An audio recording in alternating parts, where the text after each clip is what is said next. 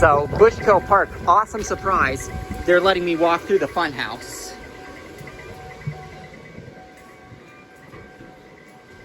You've got the barrel here and you can see the mechanism. That's so cool.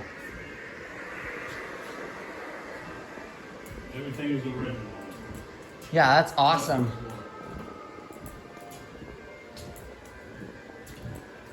You can't go up the steps. Yeah, You can't go to the second floor. that's understandable. But looks like the steps are a little crooked. Is that intentional? They rock back and forth when you go up them. Oh, so that is intentional. Yep. That's so awesome. And you have wooden slide over here. This is a slide? Yep. That's so cool. I imagine that it still needs some work done. Yeah, a little bit. It'll be all ready for next year. That's awesome.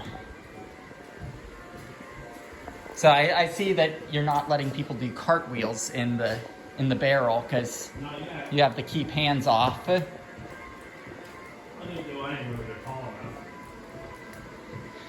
Well, I mean, I'm thinking of the documentary Great Old Amusement Parks that PBS did in the late 90s that had a barrel like this. Unfortunately, the park that was featured that had that barrel closed like only 2 years after that documentary was released. So it was Wayland Park in Massachusetts. And it had a barrel like that. And they showed people doing cartwheels in it. So like that's what I was thinking of. Yep. But that is so awesome. You have to be pretty tall to do. And here's a look through there at the barrel. And thank you. This has